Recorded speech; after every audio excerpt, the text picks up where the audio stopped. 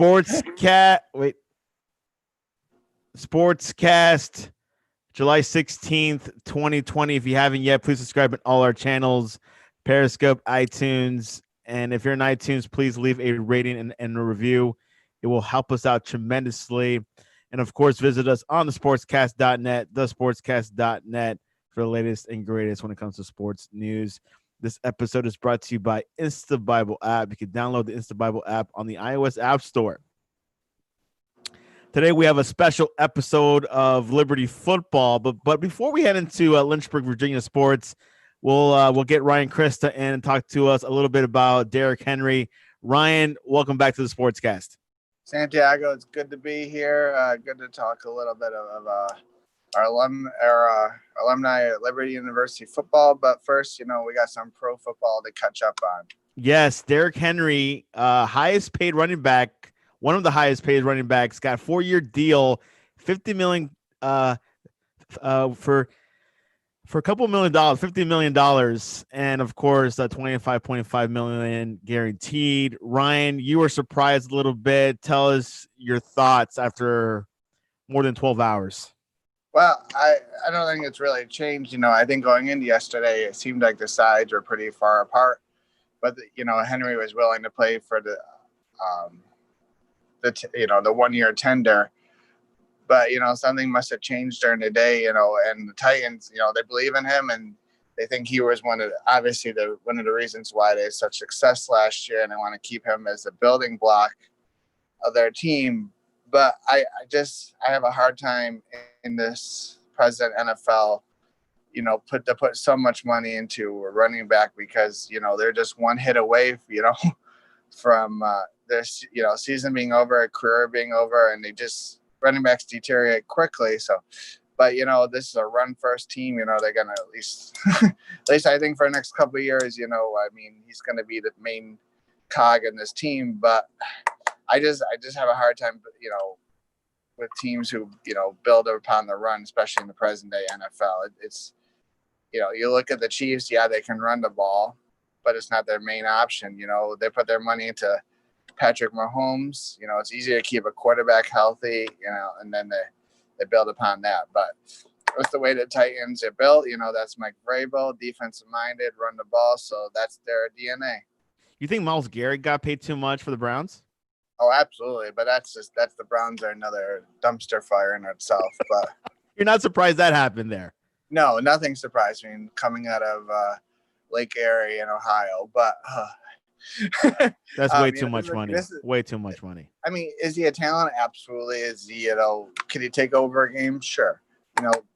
Most important positions on defense right now, obviously with the way the NFL is going, you got to have pass rushers, but this is a guy who literally in one moment, took himself out of the rest of the season, by being a knucklehead. So you're going to put all that money into that guy, I don't see it, but that's the Browns for you. And I think, the Browns, they might have as talented a roster as anybody, really. Especially offensively, this is Baker Mayfield, this is his year. He's got to do it. $100 million guarantee for Myles Garrett. And really quick, Dak Prescott did not come up with a contract with the Cowboys. What do you think about that? I think it's not bad for him because he makes $31 million this year. They franchise tag him again next year. It's $38 million. But that's not good news for the Cowboys, who are probably looking to lower that number in more of a long-term deal. Dak doesn't want a long-term deal because he wants to get that big payday, especially when you see Patrick Mahomes make that money. So I don't think you'll see quarterbacks, sign, these short-term deals anymore. Deshaun Watson's got his eyes on that Patrick Mahomes contract also coming up. Well, Ryan, that is our NFL sports news for today. Now to our special part of the show. Ryan, do the honors of introducing our special guest for today. Sure. Today we have John Manson, who is the founder of ASEA Red sports site, which chronicles the Liberty University athletics. Great insight, especially into basketball and football. Keeps all the subscribers in tune to what's happening up on the mountain. So we bring them here. This is definitely a unique time in college sports, but as football season approaches, the season is very fluid right now. We're 1 week away, 1 week from the Big Ten saying they're only going to play conference only games, and the Pac-12 quickly followed. So we have 3 more Power 5 conferences we're waiting to hear from, hopefully, by the end of the month. But, this is a do or die right now for college football. We've been saying this for a while, Santiago, but it doesn't look good right now. It's an asterisk. Anyways, John Manson, welcome to the Sportscast. Hey, guys. Thanks for having me on. John, can you tell us a little bit about yourself and the website, A Sea of Red?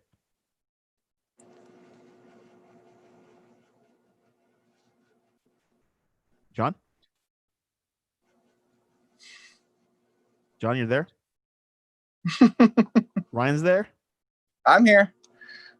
Been growing up and, kind of became a big Liberty fan once I was a student. And in 2012, I started a blog at the time, and it's kind of morphed into what a Sea of Red is now, which, we're on all the social media channels and seaofred.com, covering Liberty University athletics, football, men's basketball primarily, also getting to recruiting pretty heavily as well. So it's been a lot of fun doing that the last, 7-8 years. John, when did you graduate from Liberty? Yeah, I graduated in 2006 in my undergrad. Yes. Before, actually, I do remember this. A Sea of Red was a forum site before it became a Sea of Red, right? Yeah, the way everything kind of morphed, it back in the day, it was, when I was in college, it was flamefans.com, which was just a message board only. And I was contributed there a lot and posted a lot on the message board, and it's kind of where my passion grew out of that message board for the Liberty Athletics. And I started a blog. It was libertyflamesnation.com. Yes, that was the one. Yeah, originally, and that was actually separate from the message board, flamefans.com. And then the guy who was kind of the administrator over at Flame Fans reached out to me back in the early days, 2013 or so, about kind of merging the two sites together. And that's kind of where that came from. And now we're all under the one heading of seaofred.com, which, also, as mentioned, flamefans.com is no longer its own entity. It's now our forums on seaofred.com. So, John, obviously a heavy time in college football with Liberty Flames. Can you give us a quick update of what's going on with the recruiting for Liberty Flames football? Yeah, with Hugh Freeze there, the former Ole Miss guy, head coach, he's really ramped up Liberty's recruiting the last couple seasons. Each of the past 2 classes, which he was involved in, were the best classes in school history. And he's off to another good start this year. Just this week, the Flames picked up 4 commitments. All guys that have FBS offers or, rated 3 stars on the various recruiting sites. Guys that Liberty will look to come in and play immediately. It'll be interesting, though, to see in the climate we're in now, how many of these guys, get to play high school football for their senior seasons, how many will go ahead and enroll early in college. But right now, Liberty's got 9 commitments. They're looking to get to the max of 24, 25 that the NCAA allows in one given class. So still a ways to go, but it's early.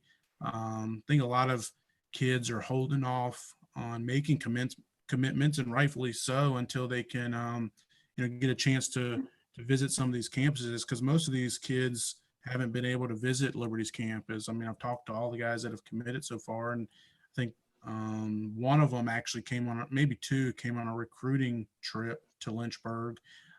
2 others I've talked to have said that they came just on their own with their family to kind of see what campus was all about. But, the other half of them or so haven't even visited Lynchburg or Liberty's campus in person. So definitely a unique time in recruiting across college football in the country. All right, John. So obviously you graduated right around the same time as me and Santiago graduated in 2007. Do you ever walk into, especially the football stadium and just think, wow, remember what the football stadium was when we were students, the stands carved out of the side of a mountain, and obviously as times go on, with the hire of Danny Rocco, things started to change forward. What do you think, now going into recruiting, what do you think is the biggest factor in why Liberty's recruiting is such a higher level than before? Is it facilities? Is it freeze? A combination of both? Yeah, it's funny you mentioned that. I think about it frequently. I don't know if you guys saw university's official Twitter account earlier this week. I saw they posted just pictures from like a drone or a plane where there was pictures taken from each decade of the football stadium. John, we're losing you a bit. I don't know if you could fix your internet connection on your end.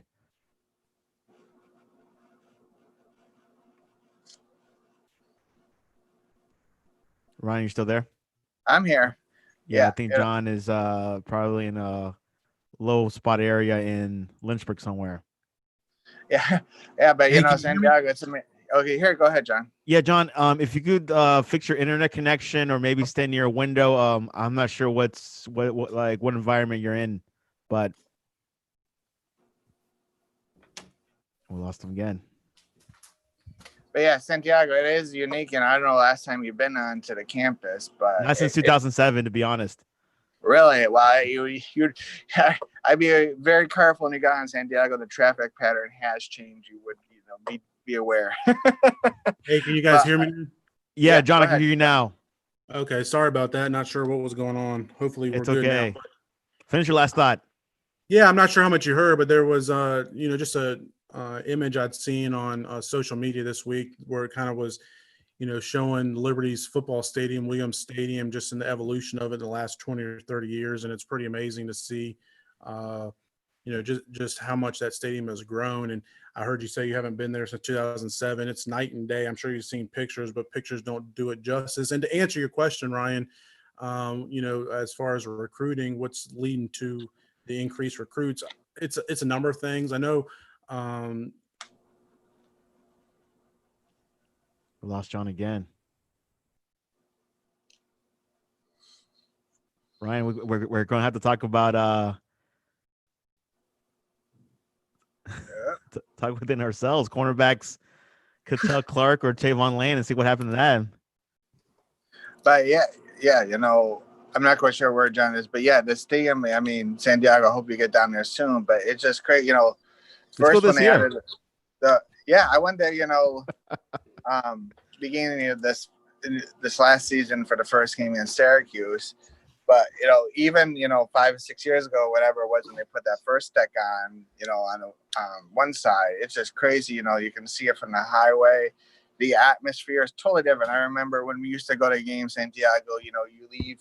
If you did go to the game, I went to every game, but not everybody did. But you would leave, maybe right before kickoff, and you just walk down. It wasn't a big deal. But now, little by little, it's the atmosphere has changed. The game day, scene, people come hours early, like you do at major college football games, and they tailgate. There's entertainment, around campus. They're doing more and more to add excitement to the game day experience for football. Speaking about Syracuse, they were protesting, or students from Syracuse were protesting that they shouldn't play with Liberty. Yeah, it's funny. I saw that article. There was an article by a local Syracuse writer who I think kind of inspired everybody to start a rally against it. But I have to say, for this upcoming season, it's a 2-year agreement that Syracuse will be playing up in Syracuse. So obviously this year, I don't think it's going to happen. I think if we can make a prediction now, I think all Power 5 schools will just be playing conference-only games. But they still have another year left on this contract, so we'll see what happens with that. John, if you're hearing us, definitely try to cut in if you can, if you improve your connection. Yeah, I hope you guys can hear me. I moved for the second time. I don't know what's going on. I apologize.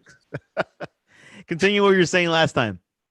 Yeah, I just think that the main thing that we're seeing with recruiting for Liberty is, with facilities. That's obviously been a huge plus. It's all kind of working together. Facilities, Coach Freeze. A lot of people tell me that Coach Freeze is a, Power Five coach at Liberty, a low G5 program right now. And so you got a Power Five coach, facilities that can rival some Power Five facilities. I know they're not quite the size of those facilities, but the quality of them are. And then also, just being FBS. I mean, you go from being an FCS school 2 years ago, 2 3 years ago, to now you're an FBS member, so you can actually get in play with some of these higher level prospects. How's the environment changed a lot? I mean, have you heard anything about that the locker room or like the front office has a SEC style or like a SEC feel to it? Yeah, that was one of the big things I noticed when Freeze and his staff took over a year ago. They're entering year two now, but under Turner Gill, no offense to him, but he did good with what he had. But it seems like it's much more FBS ready, FBS level of administration, FBS level of coaches, coaching staff. There's a lot more support staff. Then we lost John again, Ryan. Ryan used to be that guy, can't get Yeah. his reception right now, which now you know how I feel. Okay. Yes, and yeah. But yeah, it's definitely, I think, true what John is saying. That the culture that Freeze is bringing to Liberty, like you said, Turner Gill did the best he could with the resources he had. But I think Freeze has got more resources, and he's using all the higher level staff to recruit a different level and get to players then Liberty's never been able to access, and it shows. How many stars now Liberty's able to get? I know they've been recruiting some 4 stars, but have we been able to get 5 stars? Like what star level were like? Those are, you will never get a 5-star, and very rarely does Group of 5 teams ever get 5 stars, and even 4 stars are hard to come by. Yeah, Liberty's so 4-star. 4-star. It's pretty much our ceiling. So yeah, Liberty's go ahead, John. Liberty's got 1 4-star commit so far, last year's class, but primarily it's. John was going so well, Ryan. Yeah, just to kind of piggyback what John was saying. Yeah, we had Trevon Land last year, who's no longer with the program, was rated by 4-star by recruiting services. Yes, but which he just left a couple months ago. Actually, he left and he ended up at Norfolk State. So I don't. That's a downgrade, isn't it? Yeah, is what it is. But we're we got to keep on. Liberty, the FCS level was maybe get a couple of 3 stars here and there, but they were living on the 2 stars. Now we're living in the 3 stars, and we maybe have to fill up with a couple of 2 stars. And you just kind of flip it around a little bit of what you get at the FBS level.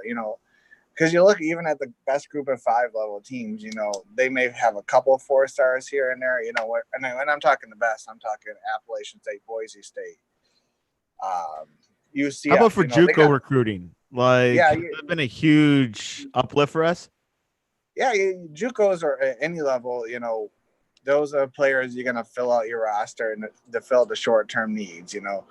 You can win quickly with JUCO players, but you're not going to sustain a program with JUCO players. You're going to need to fulfill your team with a lot of 4-year players. But that's the JUCOs are good because those players will come in, they're older, and they can contribute right away. If you got freshmen, it's going to take a year or 2 for them to build up their body most of the time, especially coming from high school to FBS. It's quite a difference. Yeah, that's one of the things Liberty's done the last, couple classes as they've made the move from FCS to FBS is using some JUCO recruits. But as you mentioned, Ryan, it's going to, that's not something you can do each and every year. What's John? We'll go with Tyvon Land when he left. Was that a huge loss for us, or like what are your thoughts about that? It was a loss, but to be honest, the bigger loss from the football field, on-field standpoint was Trey Clark, Kutrell Clark, who transferred. Right. He just announced he's going to Louisville. He's a guy that wasn't rated quite as highly as Tavion Land, but he's a guy that came in and became a starter as a true freshman, and was pretty much going to go into being a lockdown corner his final 3 years at Liberty, and we'll see what he does at Louisville. But I think that somebody asked me this spring. Oh, we lost him again. But to continue this talk, I mean, was Freeze aggressive to keep these guys, or it was just out of their hands? What do you think, Ryan? There's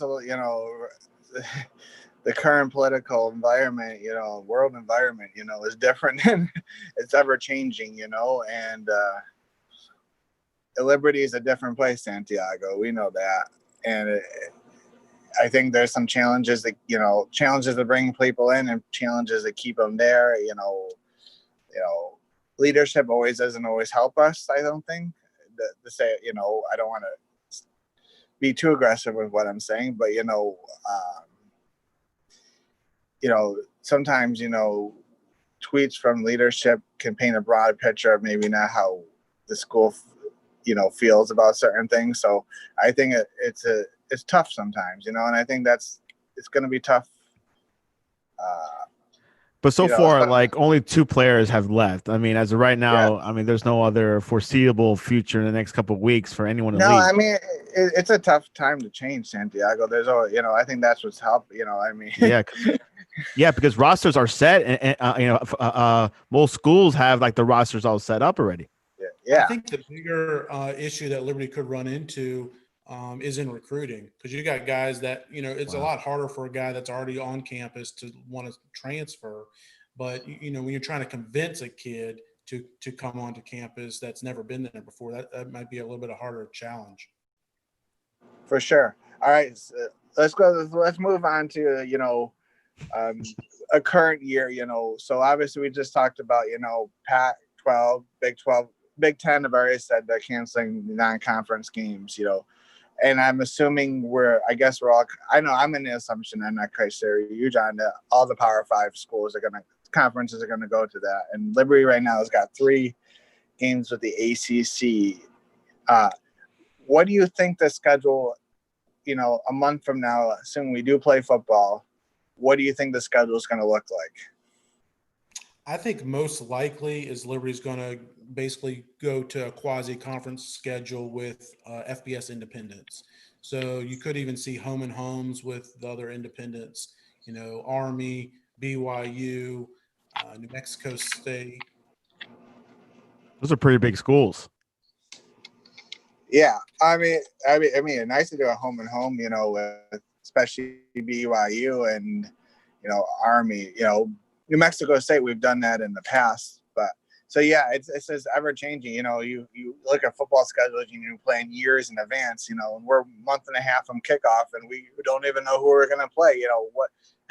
I mean, that's just the world we're living in right now, John. But just to remind the audience, Ryan, Liberty is independent, right? They're not in a conference like in basketball. Yeah, so independent right now, and there are other independents are BYU, Army, New Mexico State, Notre Dame, UConn. Notre Dame, but Notre Dame's kind of in a unique, because the rest ACC, of the independents, but unofficial ACC. Yeah, well, it's not that they're kind of, I would, the rest of the independents I would say are group of 5 level teams, where Notre Dame is a Power 5 level team. So I'm not. So you don't think we can play Notre Dame? I'm not saying we couldn't, but I doubt. I think Notre Dame will be taken care of, like you said. It probably won't happen this year because it looks like Notre Dame's going to be lumped in with ACC teams to play out a schedule. But yeah, I mean, John, I don't know what you heard. I mean, I think what also helps Liberty is having a seasoned AD like Ian McGraw, who's got great connections, and kind of, I'm sure obviously he is well prepared for this, when everything started. Have you had a chance to talk to him and what his ideas, for, trying to put a football schedule together in such a rapidly quick time? Yeah, I think he's definitely going to try to get something done. One thing I mentioned to somebody was if any Division I football team is going to be playing football, it will be Liberty. So they just need somebody else to play with them. So if they can find one other school where they can play 12 times, they'll do it. All right. And I guess you expect, I said, Power Five, do you expect, we got games with, Southern Miss, who is out of the Conference USA, Bowling Green out of the MAC. Have you heard anything from those? Would you think from those conferences that they'll just be conference only, or do you think we'll be able to play them this year? I think it's moving towards a conference only format for all Division I conferences. I just think it's just a matter of time before we get there. And with your talks with Ian McCraw, what policy do you think there'll be for attendance at home games? It's hard to say. I do know that they're modeling different scenarios, like a 50% scenario, 25% capacity scenario. But at this point in time, we're moving towards, will there even be football, much less fans? So I don't think I think there's zero chance there'll be 100% capacity. I think 50% capacity is probably the most we'll have. You're probably looking more. I think I saw the Jacksonville Jaguars said 10% capacity. That's probably more realistic. That's more realistic, yeah. Yeah. Or do it like the soccer, just no fans at all. Yeah, you could see that too. But the big thing about college football, that's a lot of, you lose that gate revenue, those concessions revenue. That's a lot of money that these schools are losing. Yeah. I think ahead, just Ryan. to kind of close up this subject, when we talk about Power 5 teams, Power 5 leagues cutting out non-conference games, I mean, that's big for the big picture, because, Liberty level team, Group of 5 level teams depend on those games to fill out their athletic budgets. Like we said, we had 3 games against ACC teams, but that's just kind of the norm. Sun Belt, Conference USA, all those teams, they depend on these games against Power 5 teams to fill out their athletic budget, not just for football, but to fill out all those Olympic sports. So by not having these non-conference games, you're going to see a lot of sports cut from a lot of different schools across America. I think John was lost again, but yeah, which is what Ryan was saying. Like these budgets are pretty tough for these small schools, but like a school like Alabama, they can hold off for another year, can they? With no football. I mean, I think they'll be fine. Like I said, the Power 5 teams will be okay because they're still getting TV. But teams like Harvard canceled it. Why did Harvard cancel completely? Because it's not a big deal. Yeah. Ivy League in general. Yeah. I don't think their sports budgets aren't as big of a deal for Ivy Leagues, but if you look at somebody like a MAC team, I mean, that's a lot bigger budget that they've got. And, if you're losing millions of dollars in revenue, then that hurts more. Whereas the Ivy League, I mean, I don't know if they're losing multi-million dollars in lost games. That's something more that FBS teams are having to deal with. Something to definitely look at. Of course, Liberty University announced that they'll start in-person classes on August 24th. And I'm not sure if it would be a hybrid or everyone would be, going to class. But what have you heard about that? I mean, going to school, having students on campus, is that a good indicator for football? They are planning. Liberty is planning on having, classes as normal, kind of as you alluded to. But yeah, I mean, if you don't have students on campus, I think you have a hard time drawing that connection to letting making student athletes be on campus to play football. All right. So we talked about, recruiting. We talked about this year. What do you think the future of Liberty football is? First, then we'll talk about athletics in general. What do you think, the short-term future, the trend for Liberty football? I think John went back again. What John's going to do is I told John to call in through Zoom instead of going through the Wi-Fi app. So hopefully that will correct the issue. But yeah, just like we were saying before, like with budgets and everything else, I think sports will see what happens with football, Ryan, because like you were saying, if you don't have a good football program, the other programs die down. Like Cincinnati, their soccer team is totally off. It's no longer living. What other colleges have you seen out there, Ryan, that are probably in trouble if they don't have a football season? Well, I think we've seen Bowling Green baseball has been eliminated. Buffalo University baseball. I mean, Stanford cut 11 sports. Yes. I think, but I think this is drawing attention to how much money is invested in college athletics and how much money is paid to coaches. So I think as you see universities struggle to make it as a whole, let's just take Nick Saban, for example. Dabo Swinney, they're making $9 million, probably more than most of the teachers at Alabama and Clemson combined. It sheds a huge light on, how much money do you make, and is it really worth it? So I think, and you've seen coaches across the country have to take pay cuts. Mike Novell, who just got hired at Florida State, had to take a 25% pay cut across the board. I mean, that's huge, Cynthia. Yeah. I mean, is he still making good money? Yes. But you're telling me he's losing $2 million off, right off the bat. So, yeah, I mean, of course, a lot of these coaches are taking pay cuts, like Harbaugh from Michigan, taking a pay cut, but he'll be all right. They'll be all right. I mean, it's definitely showing, how much money is invested and how important college football is for the rest of the universities, the rest of the college and university. We even saw, let's even go, if we're going to talk Power 5, the Vanderbilt University in Nashville pretty much cut out, their university athletic department and made it part of the university, which meaning, pretty much a lot of universities, the athletic department kind of runs on itself, self-sustainable. And, at the end of the day, they may have a plan where, they have to share money and some resources, whatever. But this is just a show of how, frugal Vanderbilt can be when it comes to athletics, and how, how money is, going to be tight for this next year when it comes to universities and, and their bottom line. Which something that we have to, and we got John coming in. He's joining us. John, can you hear us? Yeah, can you hear me? Yes, we have a clear connection. Good. All right. Good. So, I'm on my phone now. All right. Sorry about all. Hey.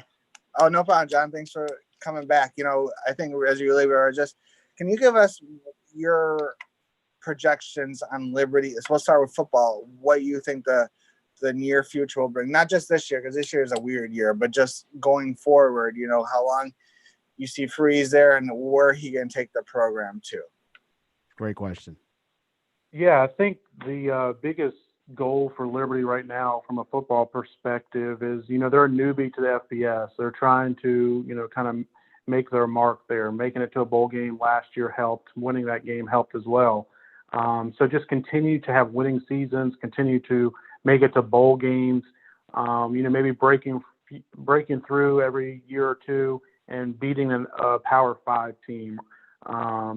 That type of thing. One of the things that Ian McCaw and Hugh Freeze both have kind of talked about is kind of building Liberty into being one of the best group of 5 teams in the country. So getting to be on the level of like a Memphis, an Appalachian State, Boise State, something like that. So that's kind of, what Liberty's aiming for and striving for over the next 3, 5, 7 years. As far as Freeze, every year that he's at Liberty, you have to look at it as a bonus because any time he could leave. Now, this coronavirus whole pandemic might have actually helped Liberty because, how many coaches are going to be getting fired after the 2020 season when they, have a shortened season or no season at all? So that's just something to think about there. John, what conference do you think they're kind of aiming at? I mean, if any, ACC, Sun Belt, what do you think could happen realistically in the next 5 years? I think, Liberty, they flirted with the Sun Belt for several years when they were in the FCS and were trying to get to to that level in the FBS. But now that Liberty is FBS, I don't think that Liberty would want the Sun Belt. I think Liberty looks at, we have just as much stability in the A-Sun and as a, non-conference member, an independent, than we do in the Sun Belt. I think the AAC, who just lost UConn, and they're down to 11 members right now. That's one that Liberty would definitely be ecstatic to get into. Conference USA is another one with, got some local flair to that conference with ODU and Marshall and Charlotte and teams like that are close. So I think, ultimately Liberty would love to be in the AAC. I'm not sure that's realistic right now. They just have to keep winning. The men's basketball program has to keep improving, keep winning, keep making noise in March. And the same thing with the football team. Like I mentioned earlier, just keep winning, making bowl games, continue to build as a national brand. And what we've seen over the last decade or so in conference realignment is it kind of takes care of itself. I mean, look at Butler, who went from an afterthought to being in the Big East after having a few good seasons under Brad Stevens. Same thing with George Mason, VCU, and other schools like that. So just keep improving, keep winning, keep building your brand, and the realignment will take care of itself. Ryan, we'll touch with basketball. So any more football questions? One more before we head into hoops. Yeah, I just kind of piggyback what John said. I think financially independence is good because it gives you freedom to schedule. The hardest part is probably finding the games at times. But if your schedule fills up with enough games that you can make money. But remember, also Liberty, I don't know exactly how much money to make, but they have a TV deal with ESPN. Where right now the games are shown on the linear network. ESPN app Plus. But, ESPN Plus, $5 a month, yes. By the way, guys. But that's money generated that they won in an ability to telecast those games, their own people and stuff like that. It gives you flexibility. If you're in the Sun Belt or Conference USA, you want to get all that flexibility and scheduling and making money off your own TV network. So that's something I think that Liberty likes. Like John said, winning will improve. Eventually, if you start winning, maybe like BYU, maybe you'll get on ESPNU more frequently, and you can make your brand, a little bit stronger. Yeah, you're exactly right. Just win, and that'll take care of everything, right? Yes. Yeah. So win bowl games and just keep winning. Yes. That's the formula right there. And, moving on, to what we do really great at Liberty, and that's men's basketball, right? What were your and obviously we didn't get to enjoy the NCAA tournament in general, but also not being able to see, Liberty again in it. But what is awesome is that we got to see our conference championship and we were able to, see it at home in our last Vine Center. What was your review of the season, and where do you think the program is going right now, John? Yeah, how great was it that, Liberty did get to go ahead and win the ASUN Conference Championship? Because how many conferences got theirs canceled? And that would have really, even losing the NCAA tournament certainly hurt and leaves a sour taste in your mouth. But, being able to win that conference championship and kind of stamp your claim as back-to-back champion is huge. Especially with those four seniors that just graduated, Caleb Holmesley, Scotty James, Maya Baxter-Bell, Georgie Pacheco-Ortiz, great careers those guys had, and to be able to conclude it with two straight conference championships, regular season and postseason, and what would have been two consecutive NCAA tournament appearances is huge. When you look at Coach McKay, he's done a great job. What he's done the past 5 years at Liberty is just, pay that man whatever he wants, right? He's taken it from being a laughing stock of a program, one of the worst in the country, to being, basically a top 50 program in the country. It'll be interesting to see how this coming season, if we have one, of course, will be, because, a lot of new faces, a lot of guys to replace, but he's definitely got everything headed in the right direction. Yeah, the basketball team is definitely up there with the football team. How are the recruiting aspect of Liberty basketball? Similarly to football, each year Coach McKay improves the recruiting class and the quality of recruits that are coming in. There's 4 freshmen coming in this year. Isaiah Warfield was the highest rated recruit in school history.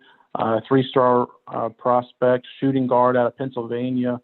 He gets a lot of comparisons to Lavelle Cabell, the guy that just graduated a couple of years ago, a lockdown defender with some upside on the offensive side of the ball. Also, Drake Dobbs, a point guard from one of the better Minnesota basketball programs in the state of Minnesota. A couple other guys, Micaiah B. And Jonathan Jackson, the younger brother of Justin Jackson, will join as well. I hear a lot of good things out of Jackson so far, and a guy that will be able to make an impact as a true freshman. Then looking forward to the following class, 2021 class, who are rising high school seniors. Liberty's already got 2 commitments to fill that class, and I hear raving reviews of everybody associated with Liberty basketball about these guys.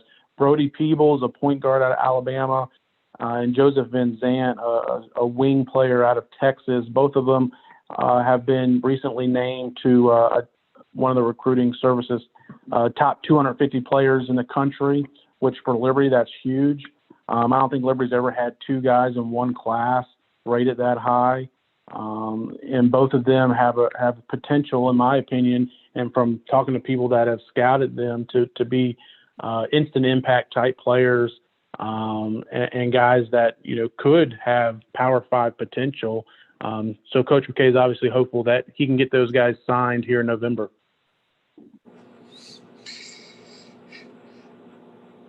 Yeah, I think definitely if we've had a great couple of years of the core, but I think the future definitely looks bright for the basketball team. John, can you tell, the Vine Center closing, can you tell us your favorite memory from the Vine Center? Great question.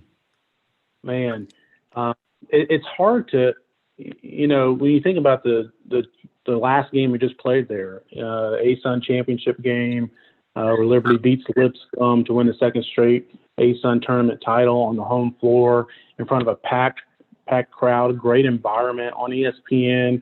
It's really hard to top that. But I'll give you another one, and it's very similar type circumstance. When I was a student, I think we're talking about the same thing, John. Yeah, 2003. Yeah, 2004. 2004. Wow, what a coincidence. Yeah. We were there. Yeah. The Big South championship game against High Point, Liberty just completely dominated High Point, 83-44. I can remember it like it was yesterday, and that it was a very similar environment to the game we saw back in March. But Liberty was just running away with it in the second half. Behind true freshman Larry Blair, he got carried off the field on fans' shoulders as the late Dr. Jerry Falwell Sr. cut down the nets there in the Vine Center. So those 2 are definitely at the top of my list. Classic moments. Absolutely. Yeah, I don't think there could be I'd be my favorite Liberty sports moment in general. I think that, especially being as a student, I think I woke up at 5 a.m. that Saturday and went right to the Vine Center, got a spot, when the first people in there, and just the whole day is just a memorable day. I still keep, it's the only VHS I think I own still is the video of that game. So from last 5 to 10 years, I've had a lot of positive memories from Liberty athletics. I went to Baylor, the football game when Liberty won down there. I went to the Cure Bowl here back in December when Liberty won that game. The NCAA tournament win last year. I was at the Lipscomb game a year ago when Liberty won the ASUN tournament for the first time, and then obviously the one this past year. But I was also in football back in 2014 at Coastal Carolina, the last game of the season when Liberty the block field goal. And Liberty won. Coastal Carolina was number 1 in the country at the time, and Liberty won that to get into the playoffs. The only time Liberty ever made. Quarterback too, right? Backup quarterback. Yeah, with the Stefan Masha backup quarterback. Yeah, exactly right. But despite all those games I've been to and all those great memories, that 2004 championship game is still at the top, with anything else I've ever been to. So it was a great moment, and probably because it was the first moment, right? One of the first great moments I ever had as a Liberty fan. I think a lot of that has to do too. Sorry, just saying it is because those couple of years there wasn't very many good moments. The football games were, not the not the center of attention. I could think of actually that year I think they were playing VMI homecoming and they're down 28-3, I think, in the third quarter, and they came back and win. But other than that, until Rocco came, I had very few positive memories, and I went to every game. Ken Karcher. I was one of, yeah. But yes, I think that memory of that basketball game stands out because there wasn't, all those memories in athletics in general during those, couple of years. But now I think, the attitude of athletics has totally changed. The money's being spent. It is the, Liberty is becoming more of a household name. I think athletically, I think it's really neat to see.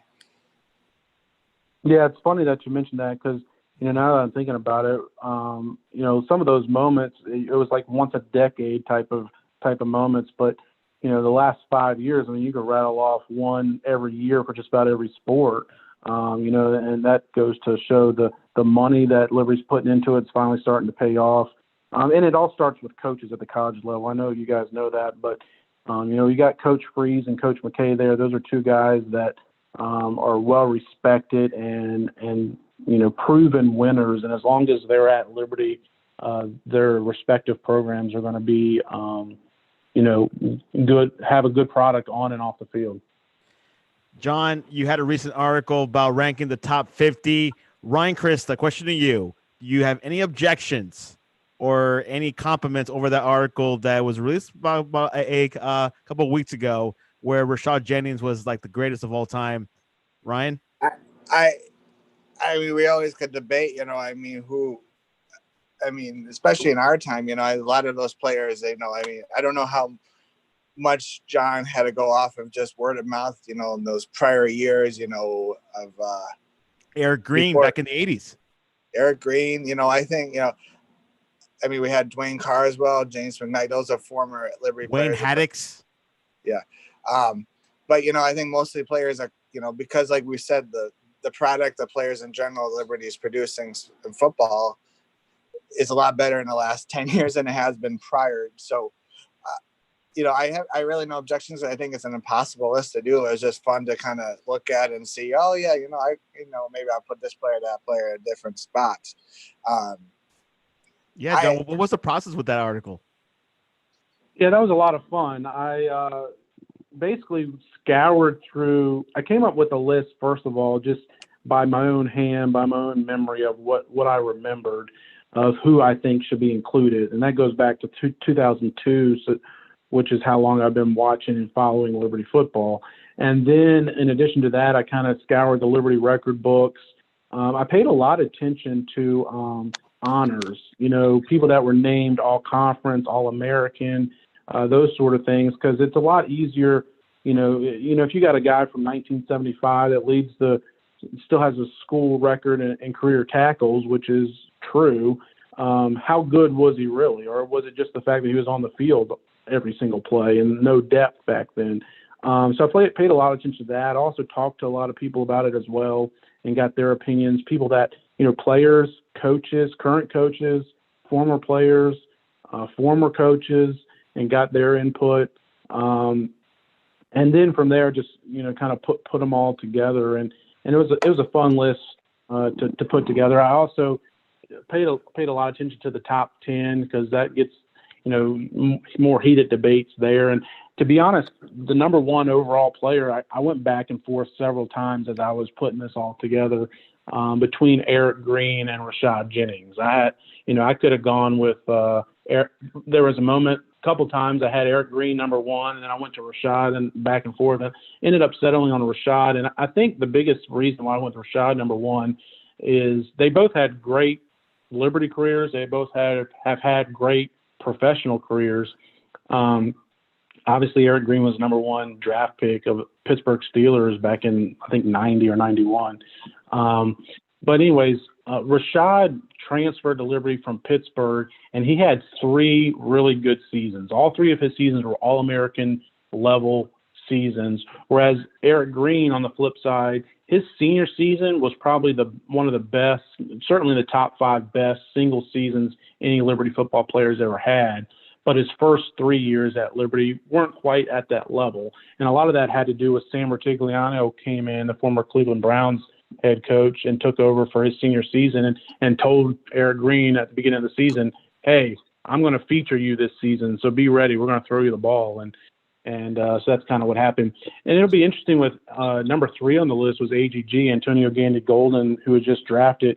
He's a guy that, should he be higher on this list? I mean, that might be somebody that we look back on in 5 or 10 years after you had some time to really appreciate what he was able to do. But, man, the career he put up, the numbers he put up, and, not only doing it with those type of numbers, but doing it against the best competition in the country at the FBS level, which nobody else, at least compete for that top spot, ever did.